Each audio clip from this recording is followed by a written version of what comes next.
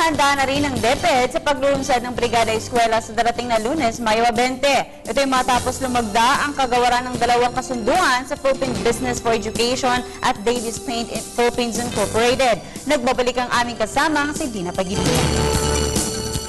Dalawang memorandum of agreement ang nilagdaan ng Department of Education sa pagitan ng Philippine Business for Education na naglalayo na makapagbigay ng 1,000 teachers na kwalipikado upang magturo sa mga pampublikong paaralan sa bansa. We're happy that PBED has focused on teachers because at the end of the day, we can have all the classrooms and toilets and textbooks and even computers. Unless we have quality teachers, then nothing will. Gayon din sa pagitan ng Davis Paint Philippines Incorporated na makikiisa naman sa pagbibigay ng kulay at buhay sa pamamagitan ng pagdodonate ng 75 gallons bawat eskwelahan. I am sure colors will bring in more than just visual effects for kids. I am sure there is something deeper,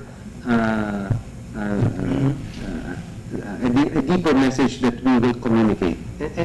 It's simple that gagawin namin kasama ang private sector ang lahat para pangalagaan ang ating mga kabataan. Layo ng mga kasunduang ito ang makiisa sa Brigada Eskwela ng Departamento para sa paghahanda sa nalalapit na school year 2013 to 2014.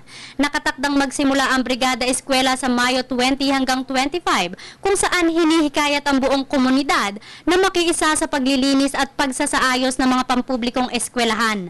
Ito na ang ika-10 taon ng Brigada Eskwela. Ito ang nationwide voluntary effort ng mga guro, aral, komunidad at mga organisasyon na ayusin ang mga eskwelahan bago ang pasukan. At ito'y pang-10 taon na ng Brigada Eskwela.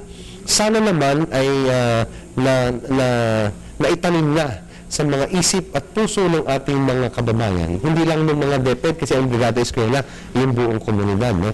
Na taon-taon pala kailangan tayong maglinis, mag-ayos, magkumpuni, para hindi lumaki ang ating mga sira sa ating mga eskwelahan. May mensahe naman ang pamunuan sa mga kandidatong nanalo sa nakaraang eleksyon. Ang pagkatapos sa eleksyon ay magsama-sama naman ngayon sa iisa nating hangarin na linisin natin ang ating mga eskwelahan, ang ating bayan, at kumpunihin natin kung ano yung sira.